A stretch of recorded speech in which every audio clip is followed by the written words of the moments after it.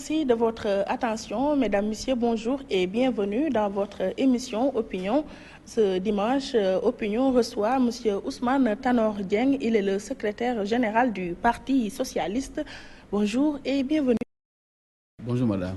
Alors, bien que vous êtes connu, Ousmane Tanor Dieng, de votre parcours, l'on retient que vous êtes licencié en droit à l'université Cheikh Anta Diop de Dakar, option relations internationales, titulaire d'un DES en droit public sortant de l'ENA, ex-ENAM, option diplomatie. Également, vous êtes diplômé de l'École supérieure des travaux publics ESTP. Durant le régime socialiste, je veux dire sous Senghor et Diouf, vos postes occupés au plus haut sommet de l'État ne sont pas méconnus. Sous le président Abdou Diouf, votre dernière fonction était ministre d'État, ministre des Services et des Affaires présidentielles au sein de votre parti, le PS. Depuis 1988, vous êtes membre du bureau politique. Présentement, vous êtes le secrétaire général du PS, en même temps membre de la commission éthique de l'Internationale socialiste de 2001 à 2007. Vous étiez député président du groupe parlementaire socialiste à l'Assemblée nationale, maire de Nguyen et candidat au présidentiel de 2007 et 2012. A-t-on dit l'essentiel? Oui, vous avez dit l'essentiel. Merci. Tout d'abord, en cette veille de la célébration du 56e anniversaire de notre accession à la souveraineté internationale, quel regard portez-vous sur cet État bâti par le président poète Léopold Sédar Senghor? Un regard de grande satisfaction, puisque, comme vous le savez, comme vous l'avez dit déjà, c'est le président Léopold Sédar Senghor qui a bâti notre État, l'État du Sénégal, et aussi qui a contribué à forger la nation sénégalaise, ce qui n'était pas évident dans les années 60. Et c'est ça qui a fait que nous avons pu échapper à un certain nombre de turbulences. Et lorsqu'on parle de l'État, on se réfère aux institutions que le président Senghor a créées, a bâti. Ce sont des institutions qui me semblent fortes. Lorsqu'on est sorti avec la crise de 62, de type parlementaire, le président Senghor a essayé de nous offrir une constitution qui était conforme à notre génie. Et je crois que c'est avec cette constitution qui s'est efforcé de mettre en place des pouvoirs qui étaient séparés, qui sont relativement séparés, et des pouvoirs qui sont relativement équilibrés, évidemment, avec une prédominance de l'exécutif et du président de la République. Cela a aidé, à mon avis, à ce que notre pays ait été un pays stable.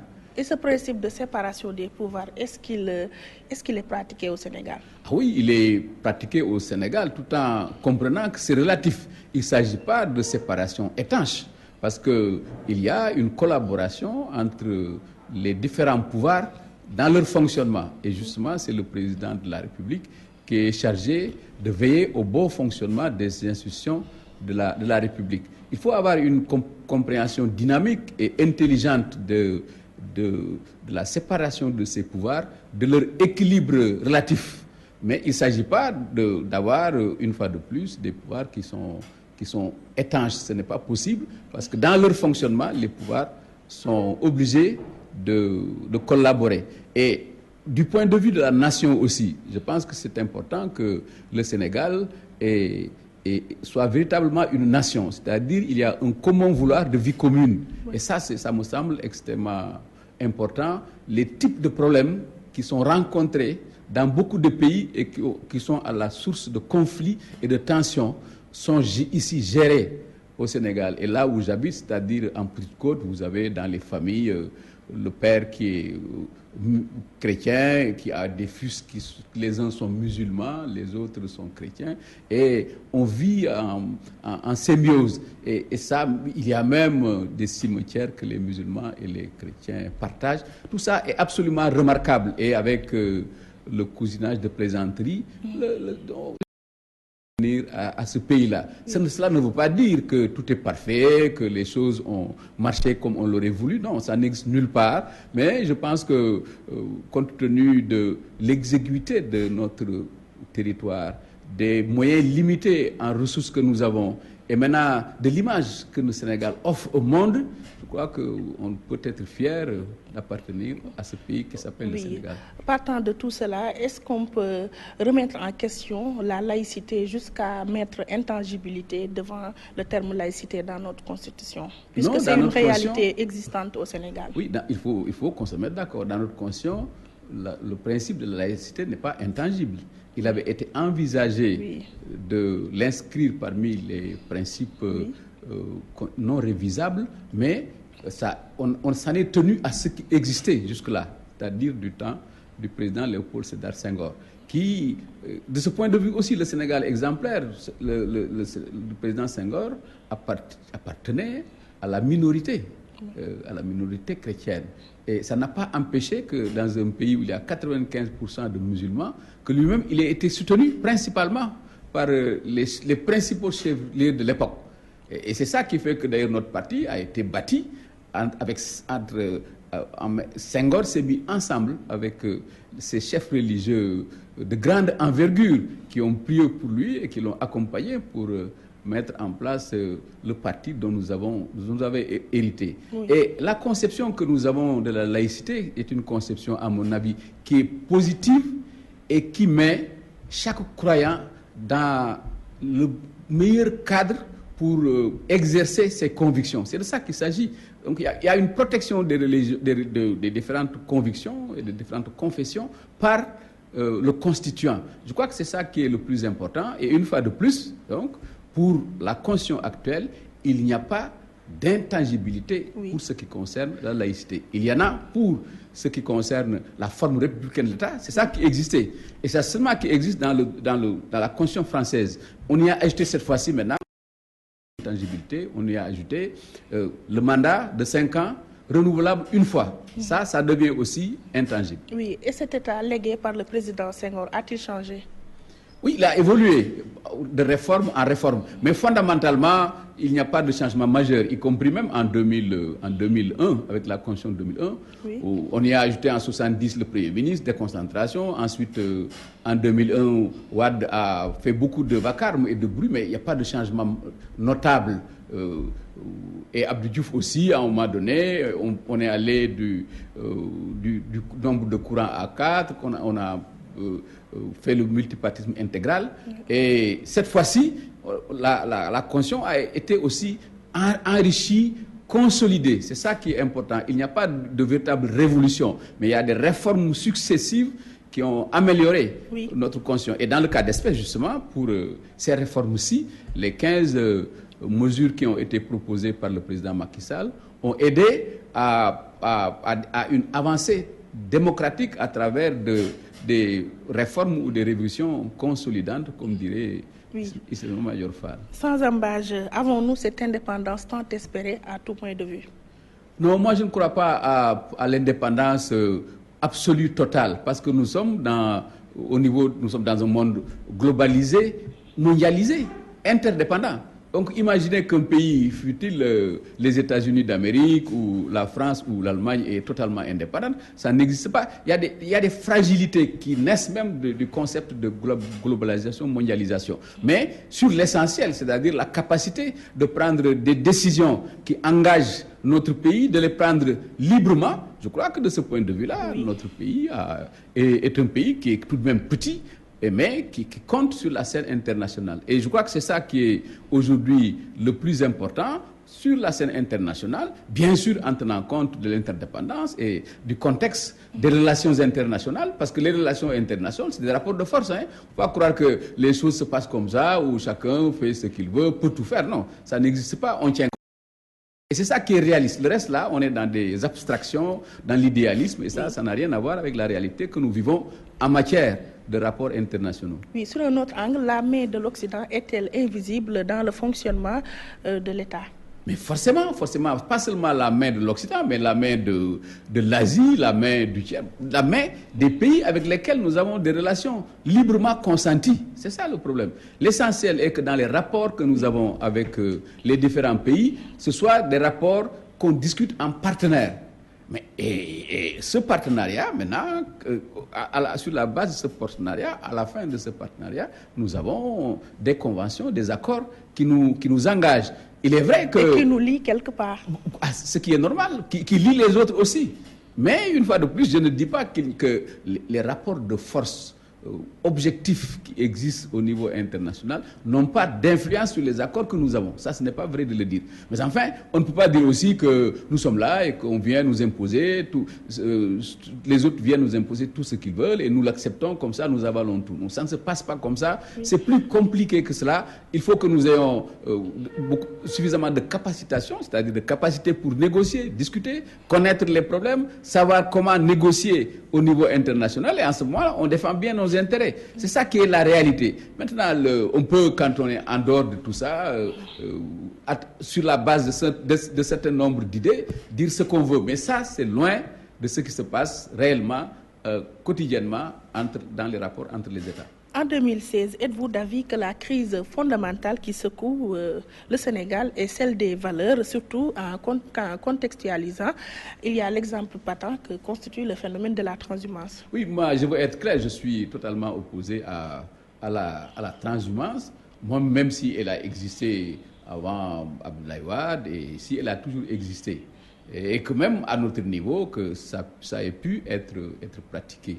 Mais il y a des choses sur lesquelles il faut évoluer positivement. Et la transhumance en fait partie. Je crois que ce n'est pas bon d'instituer, d'encourager la transhumance. Quand on fait de la politique, on doit avoir des convictions et se tenir à ces convictions-là. Néanmoins, dans l'absolu, chacun est libre de changer d'avis comme il veut et quand il veut.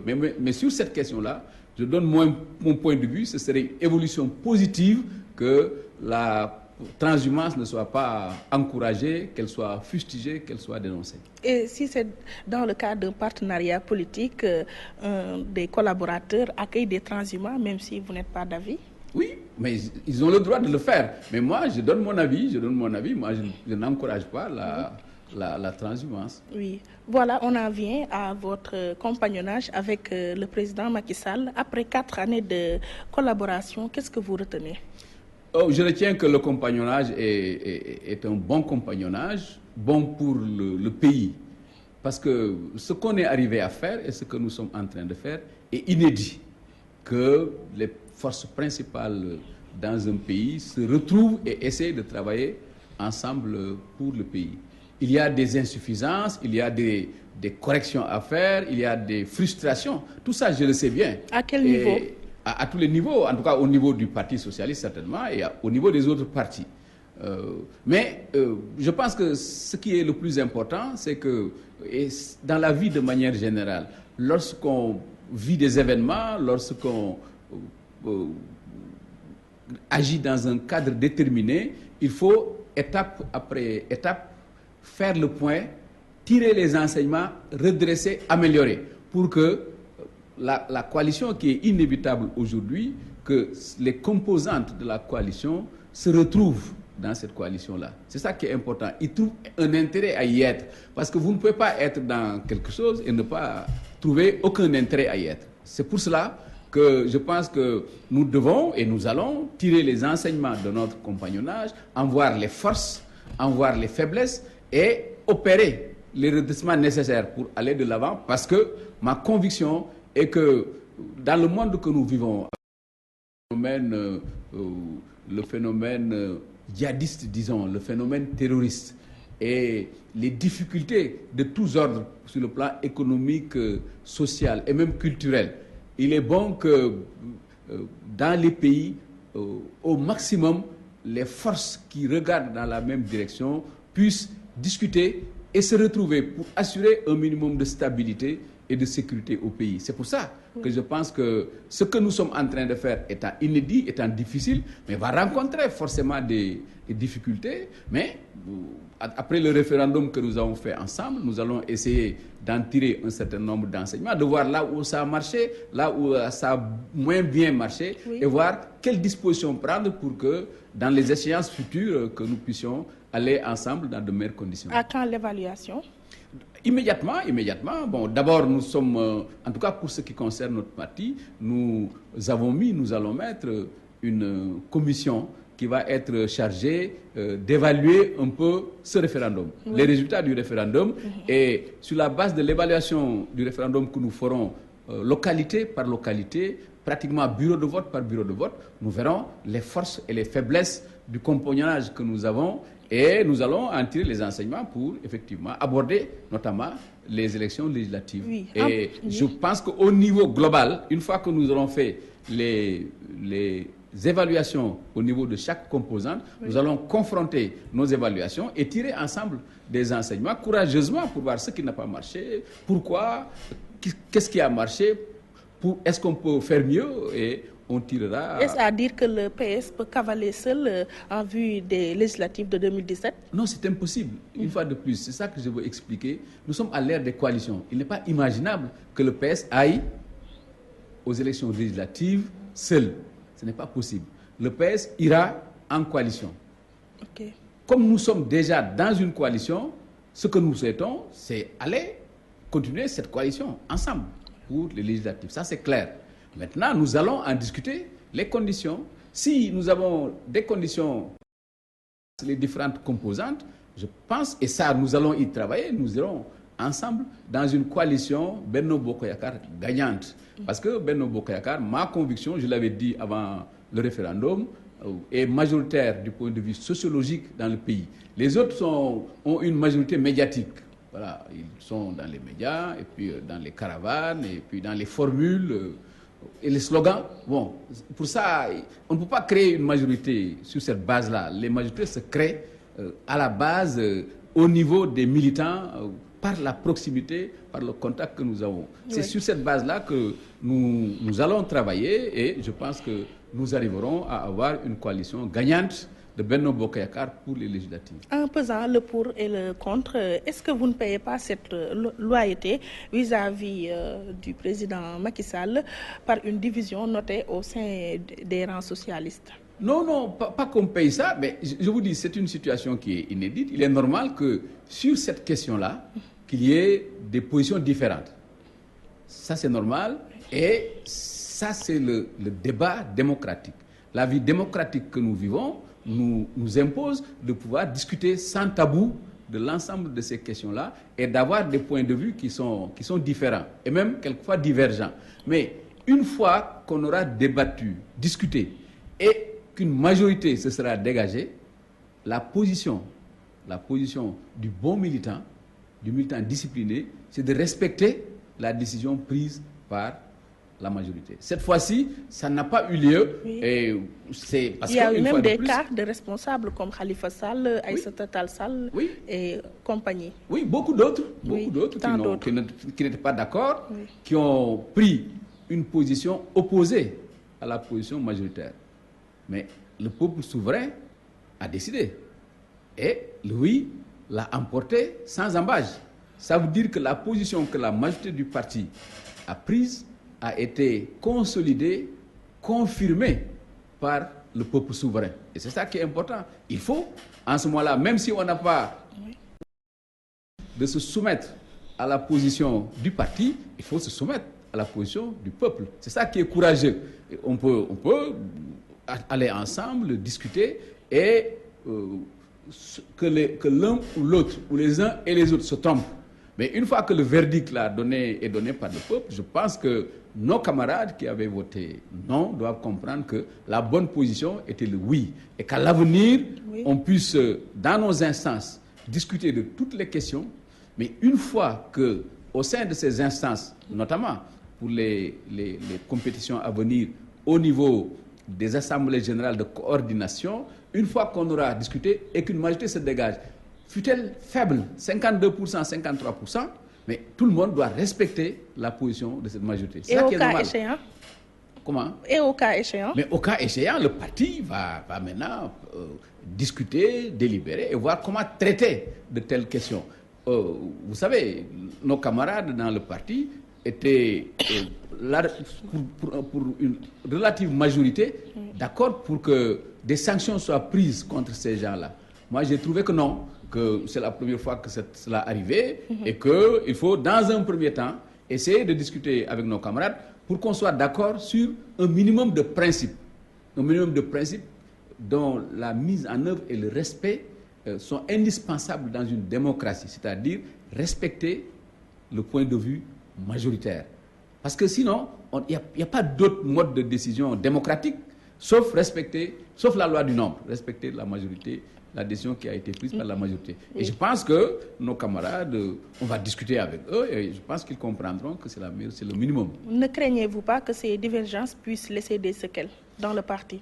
Ah, peut-être oui, quelques séquelles, oui, c'est normal, mais ça, c'est la vie démocratique, elle est comme ça, hein, le parti. Vous avez, si vous voyez l'histoire du Parti socialiste, c'est une histoire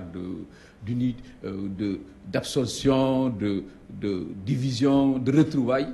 Ça, c'est l'histoire des partis.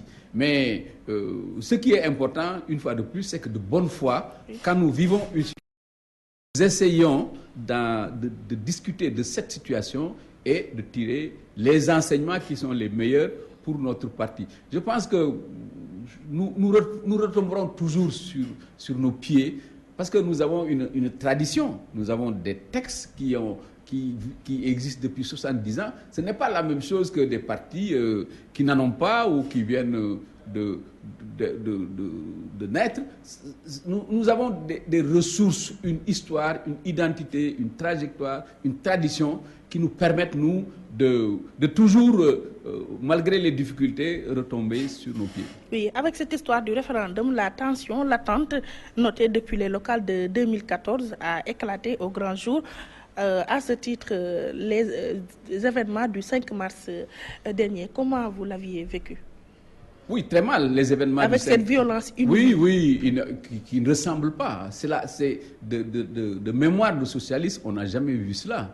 Qu'il y ait eu des bagarres ici et là, localisées, entre partenaires socialistes, ça, on l'a compris. Nous avons eu des renouvellements qui ont été sanglants. Si vous prenez, par exemple, le département de Vélingara, souvent, les renouvellements ont été suspendus parce qu'il y avait eu mort d'homme, tellement c'était violent au sein du parti. Mais ce qui est arrivé le 5 mars était totalement inacceptable parce que une instance régulière qui s'appelle le bureau politique était en train de se réunir dans des conditions tout à fait normales de convocation et dans le cadre de la maison du parti. Et maintenant, des éléments extérieurs pour certains d'entre eux et intérieurs appartenant à ceux qui s'opposaient à cette réunion du bureau politique ont envahi la salle de réunion du bureau politique et ont saccagé tout le matériel qui y était. Et donc, une fois de plus, il ne s'agit pas de bataille rangée entre des pro-X ou des pro-Y. Il s'agit d'une instance régulière qui se réunissait et de personnes qui ont été pour un certain nombre d'entre eux et qui sont venus interrompre la réunion parce que la décision qui allait se prendre et qui était qu'on était favorable au référendum, on ne voulait pas qu'on la prenne. Et ça, c'est avec une violence des gens armés de machettes, de coupes, de couteaux, quand même, entre camarades, c'est pas pensable. Ceux qui faisaient ça ne peuvent pas être des socialistes. Un socialiste qui a l'ADN socialiste ne pouvait pas se comporter comme ça. Donc ils ont été des bras armés de certains responsables. Oui, tout à fait, instrumentalisés, des nervis recrutés. Nous avons un certain nombre d'éléments qui nous font penser que ces gens-là ont été instrumentalisés. Maintenant, comme je l'ai déjà indiqué, ça c'est des présomptions. Mais ce n'est pas à nous d'en tirer les conséquences. Ceux qui doivent en tirer les conséquences, l'instance qui doit en tirer les conséquences, c'est la justice. Et donc, nous avons porté plainte contre X. Où en êtes-vous avec cette affaire? Non, ça, c'est une fois que nous portons plainte, cette affaire-là, elle n'est plus entre nos mains. Le temps le temps judiciaire n'est pas le temps politique.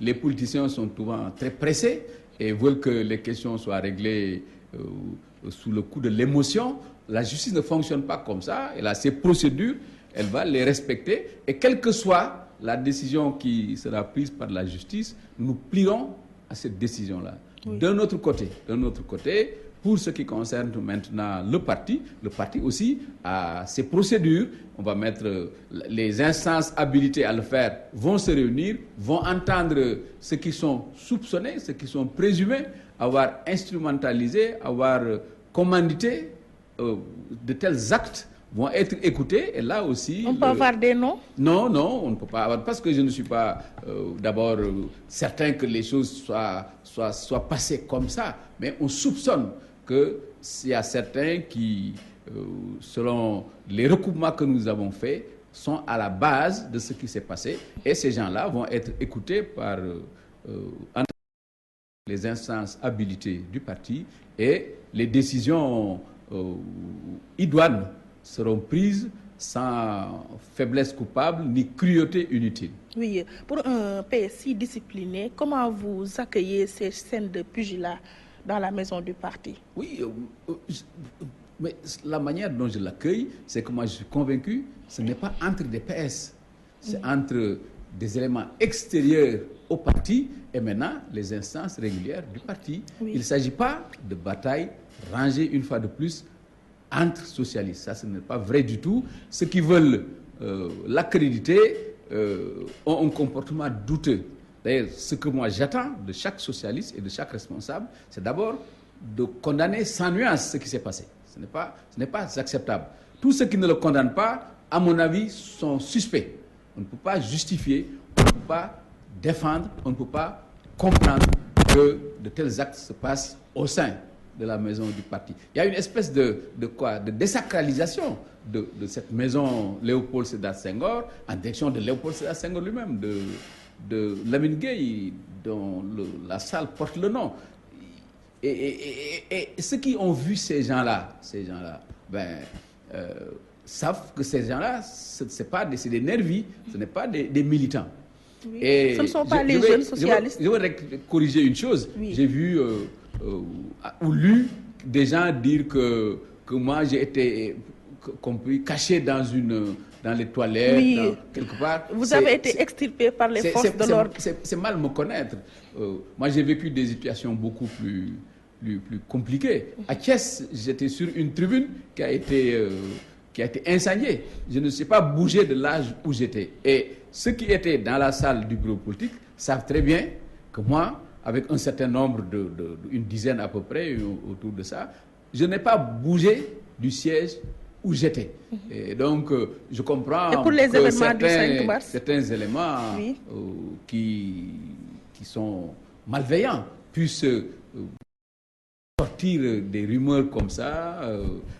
C'est tout à fait faux. Là, et ça, quand même, tout le monde peut en témoigner. Je n'ai pas bougé de là où j'étais pendant ces événements-là. Et nous avons été protégés, justement, par nos sécurités privées.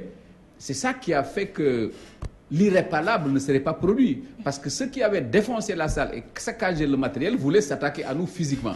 On ne sait pas ce qui serait arrivé. C'est pour ça aussi que, de ce point de vue-là, ces gens-là, on ne peut pas passer par perte et profit leur comportement. Ils vont répondre devant la justice et la justice elle-même puisse en tirer. Pour les faits, des camarades vous reprochent d'avoir validé le texte du président Macky Sall au soir du 16 février avant de consulter la base. Faux, parce que je n'ai pas agi comme ça. Ceux qui le disent, ou bien ils sont de mauvaise foi, ça, je pense que ce n'est pas ça, ou ils se trompent. Parce qu'il faut qu'ils sachent que les 15 propositions qui ont été faites par le président Macky Sall sont des propositions qui sont tirées, les 13 au moins, sont tirées des assises nationales. Et moi, comme j'avais participé aux assises nationales, ces points-là figuraient dans le projet de société que moi j'offrais aux Sénégalais en tant que candidat en 2012. Donc c'est normal que ces points qui étaient dans mon projet, dans mon offre politique, et dans l'offre politique du parti, qui avait été approuvée par les instances du parti, et c'est évident que je puisse les considérer comme miennes. C'est ça qui est arrivé. Donc ces points-là ne sont pas des points de Macky Sall, ce sont des points sur lesquels on était d'accord sur les assises, que moi j'avais intégrés dans mon projet politique, et donc naturellement, les retrouvant dans les propositions de Macky Sall, mais que je les fasse miennes et que je les approuve. Et c'est comme ça que les choses sont passées.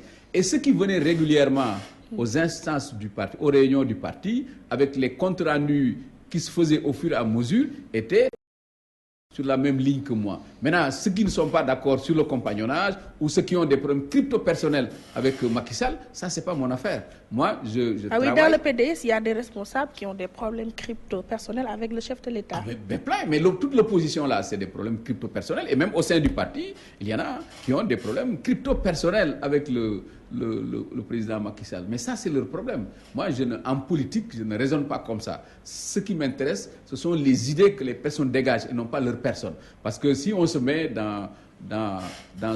sous cette forme-là, si on travaille comme ça, je pense qu'il n'y a pas d'objectivité. Si quelqu'un, quelle que soit la personne, a des idées qui me conviennent, moi je les approuve, même si cette personne-là est dans l'opposition. Il y a des gens qui ne sont pas capables de faire ça, ils mélangent tout et puis ça devient totalement indigeste. Oui, les ponts sont-ils coupés entre le sommet et la base dans le Parti socialiste, comme le disent certains? Mais non, il n'y a aucun problème entre la base et le sommet du parti. D'ailleurs, dans le cas d'espèce.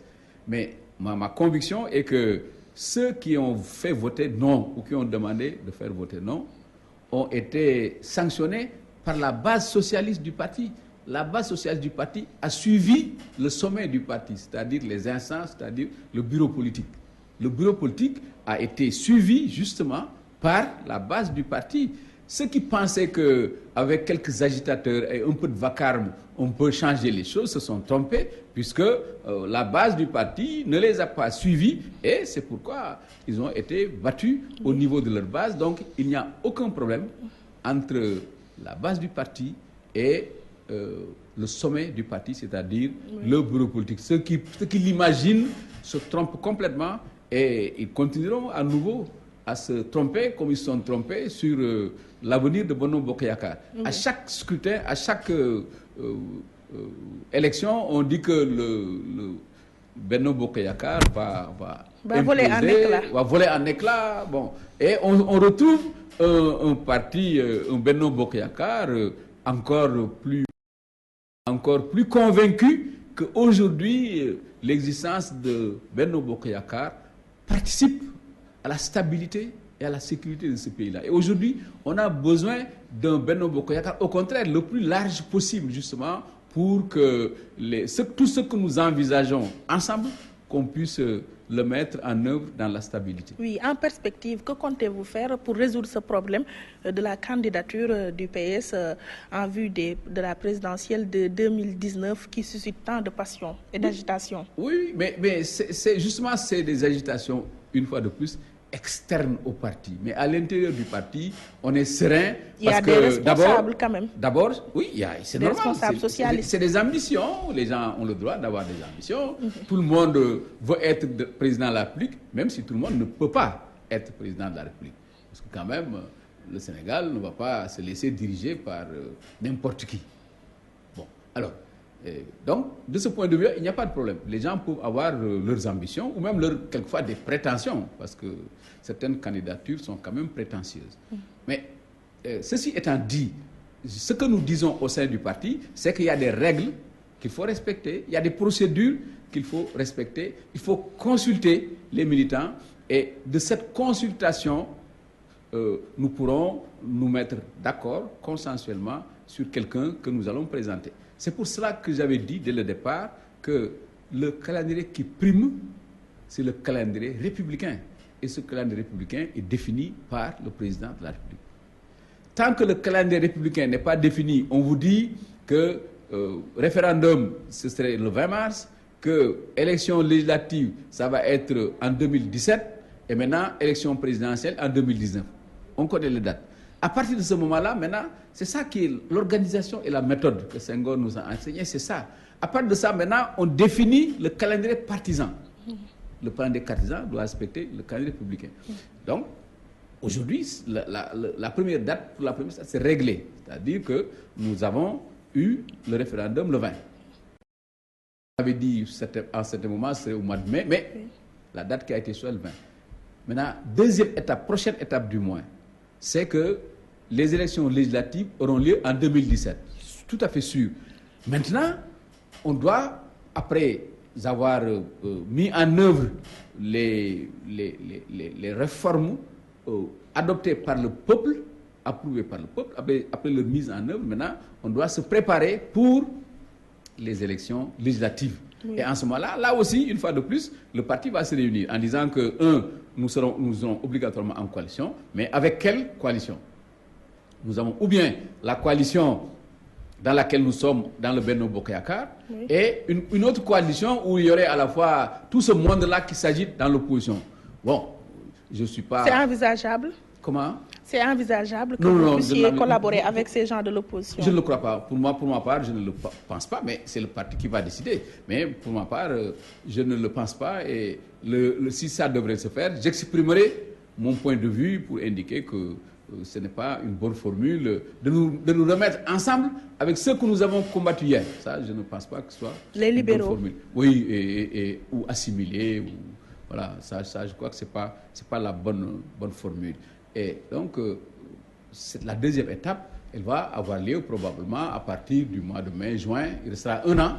On va discuter maintenant pour savoir comment irons-nous aux législatives, avec quelle coalition.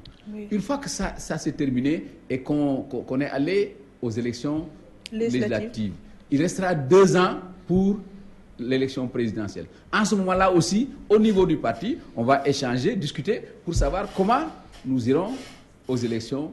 Oui. À l'élection présidentielle. C'est ça la bonne méthode et c'est comme ça. Sinon, on met tout ensemble là et on discute dans le désordre. Ça finit par un queue de poisson, oui, et ça, je ne le veux pas pour le parti. Devant les cas Khalifa et Aïssata, au cas où ces derniers voudraient se présenter à la présidentielle, est-ce que Ousmane Tanor Dieng, le secrétaire général, va céder le passage? Non, mais il ne peut pas raisonner comme ça autour de ma personne ou la personne des personnes que vous avez citées.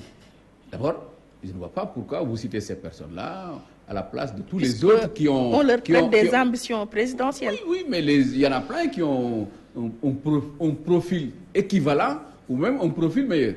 Alors, je ne vois pas pourquoi faire une fixation sur... En tout cas, ils n'émergent pas. Mais ils ont le droit, ces gens-là, comme vous l'avez dit, d'avoir ces ambitions-là, mais d'autres aussi peuvent avoir ces ambitions-là. Et le moment venu, le parti tranchera démocratiquement.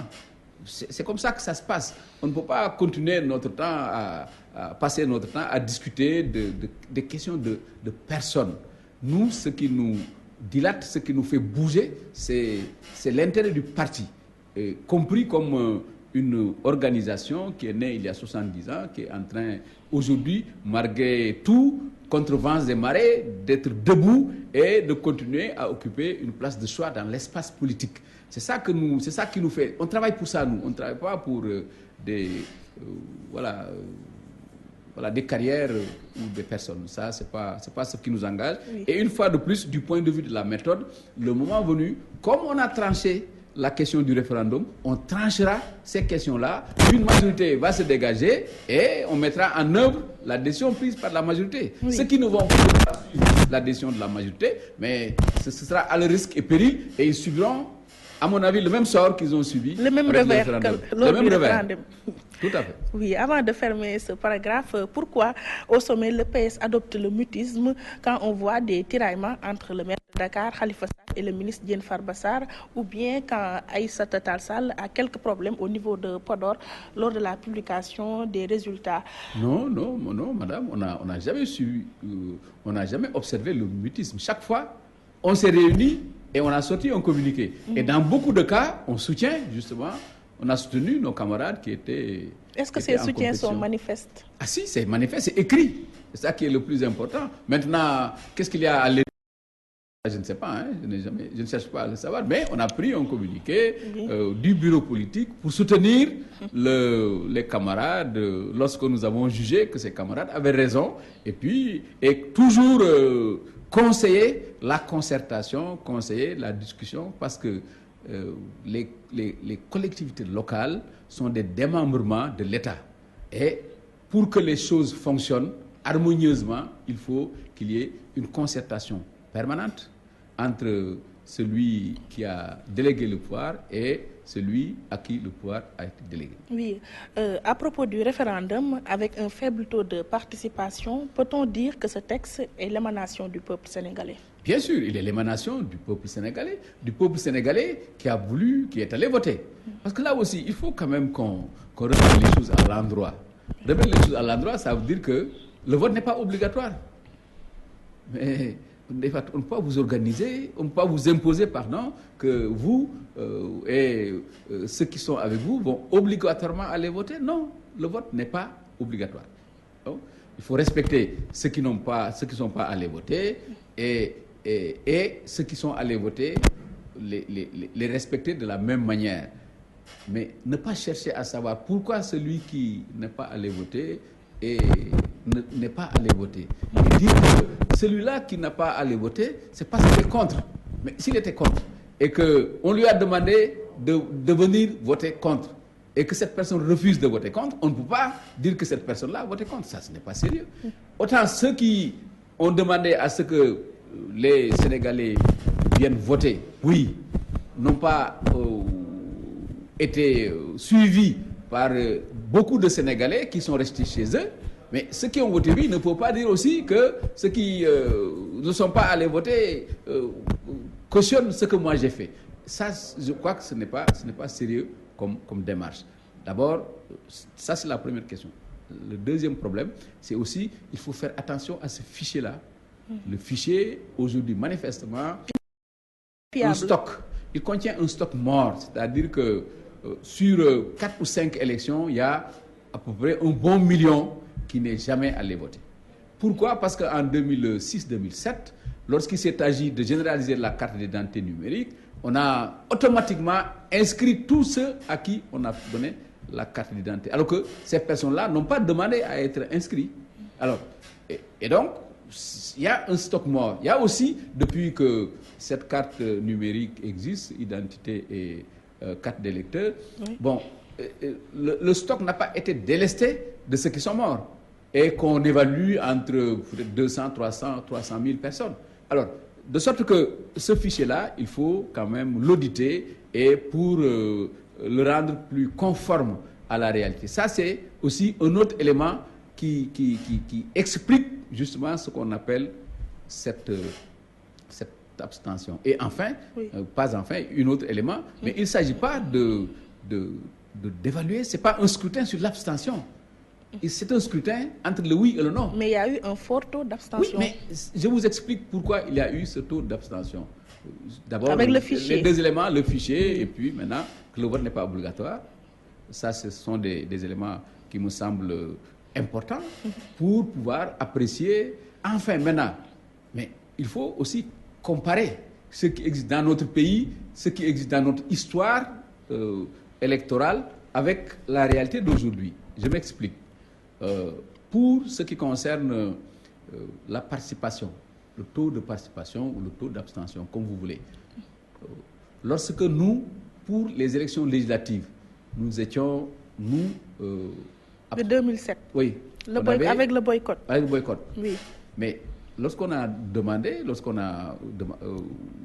au Sénégal, lorsqu'on a, travaillé pour le boycott actif, nous avons demandé aux Sénégalais de boycotter. Et ce qui est arrivé, c'est que là-bas, le taux de participation, la majorité avait dit que c'était autour de 30, 31. C'était 25%. Alors, oui, en 2001, c'était en 2007. Donc, et en ce moment-là, nous, on n'a pas dit qu'il y a eu 70-75% qui avaient voté. Donc, si on raisonnait comme ça, cette Assemblée nationale n'aurait pas été légitime. Ça, c'est la première explication. L'autre explication, c'est que, de manière générale, les référendums ne mobilisent pas. Et les exemples qui sont donnés sont de mauvais exemples. C'est-à-dire, lorsqu'on avait un parti unique, unifié avec le PS, un référendum en ce moment-là, ou même en 2001, où tout le monde était à peu près d'accord sur le contenu, mais il n'y a pas d'enjeu. En ce moment-là, on ne faisait même pas attention au taux d'abstention. Et je suis persuadé qu'à l'époque, le pouvoir avait gonflé le taux de participation. Donc, tous ces éléments mis ensemble montrent que le taux d'abstention est un taux normal. Et puis, ceux qui m'écoutaient m'ont entendu dire que si on arrivait à 40% de taux de participation, ce serait extraordinaire. On était autour de 38%.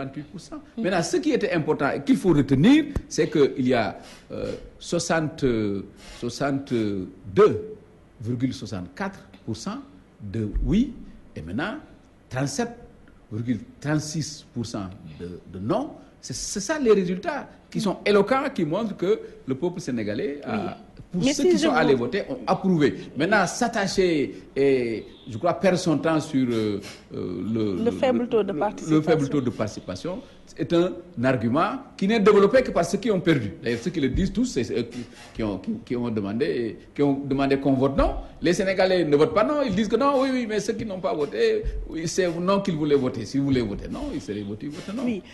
Si je vous comprends bien, les élections organisées par le président Wade sont peu fiables, puisqu'on gonflait les taux de participation. Dans le cas d'espèce, je dis dans le cas d'espèce, parce que ça n'intéressait personne à partir du moment où il n'y avait pas d'enjeu. La quasi-totalité des acteurs politiques étaient d'accord sur les objectifs visés par le référendum. Donc, ça ne présentait pas d'intérêt, mais ici justement, ça présentait un intérêt, puisque un camp du non ou un courant du non, oui, et un camp du oui et un courant du oui. Et pour le courant du non, l'essentiel c'est que d'abord que les gens n'aillent pas voter, parce que pour certains d'entre eux d'ailleurs, ils avaient dit dans un premier temps qu'ils allaient boycotter. C'est ensuite qu'ils ont changé pour dire maintenant qu'ils ne boycottent plus et qu'ils vont voter non.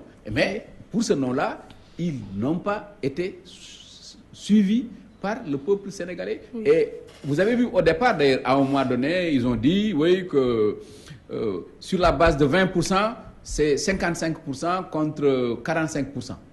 Ils étaient en train de développer ça en disant que les résultats étaient étriqués. Oui. Et d'ailleurs, c'est pourquoi moi, je comprends parfaitement et j'approuve que le ministre de l'Intérieur, à un moment donné, est arrêté. S'il publie les résultats avant la commission de recensement des votes. Non, il ne publie pas les résultats. Lui, il diffuse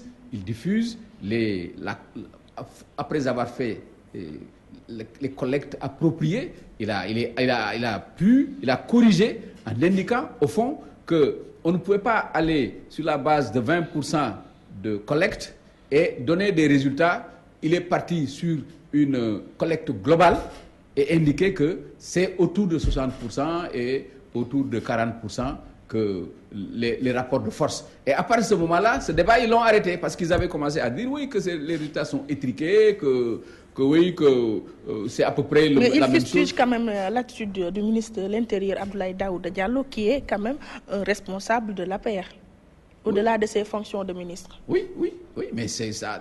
Dans ce qu'il faisait là, il le faisait en tant que ministre de l'Intérieur. Parce qu'en milieu de journée, si on doit donner le taux de participation, qui le donne? Ce n'est pas le ministre de l'Intérieur. Et en plus de ça, mais quand même, on a vu ici même des élections où les radios étaient en train de donner les résultats au moment où, dans certaines localités, on continue à voter. Ça, c'est plus fondamental, plus régulier. Donc, le système tel qu'il fonctionne, et face à la situation qui a été vécue, je crois que l'attitude que le ministre a eue, et c'est la bonne attitude à sa place, c'est ce que j'aurais fait. Dans le nouveau texte, un haut conseil des collectivités territoriales devra être mis sur pied et certaines indiscrétions avancent votre nom. Est-ce le cas?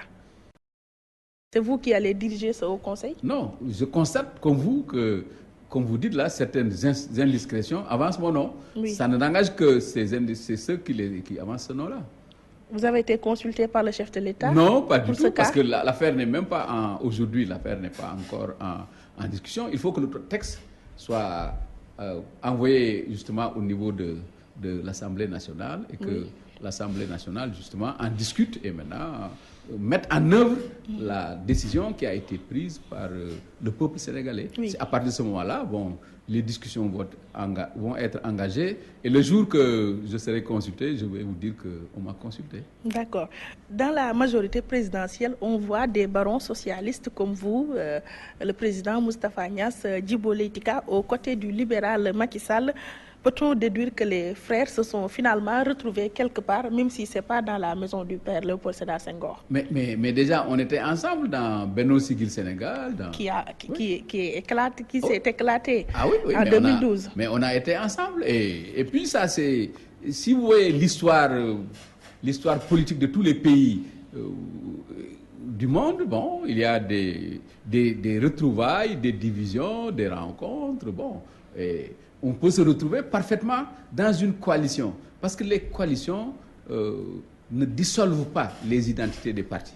Nous sommes dans une coalition avec l'APR, avec des éléments qui appartiennent à la gauche historique et des éléments qui étaient dans notre parti. Nous retrouvons en coalition, mais chacun garde son identité, chacun garde sa spécificité. Je ne vois rien de gênant. Et nous sommes une fois de plus à l'ère des coalitions. Nous allons obligatoirement nous retrouver en coalition. Et je crois que je préfère être en coalition avec l'APR que de l'être avec le PDS. Oui, justement, à propos du PDS, son leader, le président Maître Abdoulaye Wade, vous accuse de prendre en otage le président Macky Sall, vous les socialistes. Ah oui, ça l'engage. Hein, ouais. Il a cherché à travailler avec nous. Hein. C'est nous qui n'avons pas voulu travailler avec nous. Bien sûr, bien sûr. Entre 2000 et 2012. Oui, plusieurs fois. Il a cherché à travailler avec nous. Il vous a contacté? Oui, non, directement ou par personne interposée. Et puis, bon, voilà, nous n'avons pas jugé utile. Nous avions voulu garder notre statut d'opposant parce qu'en démocratie, il faut qu'il y ait une opposition et une opposition forte. J'encourage à ce que, vraiment, ceux qui sont opposés à ce que nous faisons, l'expriment clairement et puis se mettent dans un cadre pour faire face. C'est ça qui fait vivre la démocratie et non pas l'inverse. C'est pour ça que pendant ces 12 ans, nous avons choisi, nous, de rester dans l'opposition malgré les appels répétés d'Abdoulaye Wade qui ont été précédés d'ailleurs par toutes formes de chantage, d'essais pour nous amener à transiger. Des chantages. Oui, mais bien sûr. Vous savez que quand on a géré, il est toujours possible. Quand tous ceux qui ont géré, évidemment, il est toujours possible d'exercer le chantage sur eux. Mais ça n'a pas marché. Et puis, je crois que c'est bien comme ça que c'est utile aussi pour nous que nous vivions un peu l'opposition après avoir été pendant 40 ans aux responsabilités. Ça complète et ça fortifie nos personnalités politiques et je crois que ça a été utile. En 2000, il a promis que les libéraux vont diriger ce pays durant 50 ans. Après lui, il y a eu le président Macky. Quand est-ce que les socialistes pourront retrouver les rênes du pouvoir? D'abord, quand Dieu le décidera, c'est Dieu qui donne le pouvoir. Moi, je suis convaincu de ça. Deuxièmement, aujourd'hui, bon, le pouvoir n'est pas dirigé en solo. Le pouvoir est en partage. C'est-à-dire que nous sommes dans une coalition et nous avions promis de nous battre ensemble, de gagner ensemble et de gérer ensemble. Aujourd'hui, nous gérons ensemble le pays parce que nous sommes également responsables. Ce qui est fait nous est imputable. À partir de ce moment-là, nous pensons que nous n'avons pas tout le pouvoir, mais nous sommes ensemble avec les membres de la coalition. Qu'il faut interpréter les choses et non pas... Eux, ils ont un problème parce qu'ils ne sont pas encore revenus au fait que c'est Macky, le président de la République du Sénégal. Le Macky qu'ils avaient connu chez eux, avec eux, ce n'est plus... Ils n'en reviennent toujours pas. Oui, ils n'en reviennent pas et certains ne veulent même pas l'accepter. Alors ça, c'est vraiment puéril parce qu'aujourd'hui, c'est Macky Sall, le président de la République du Sénégal jusqu'en 2019, ça c'est sûr. Et maintenant, bon, il a le droit de rechercher un nouveau mandat, ça c'est autre chose. Mais il faut qu'eux-mêmes ils comprennent que c'est clair, c'est définitif. C'est ça que le peuple sénégalais a voulu, à moins qu'on remette en cause la décision du peuple sénégalais. Oui, quel type de rapport avez-vous avec le président Abdou Diouf qui semble avoir pris ses distances? Semble avoir pris par rapport à qui? Par rapport au Parti socialiste surtout. Non, ça c'est nous qui avons voulu que le président Abdou Diouf, en tant que président de l'organisation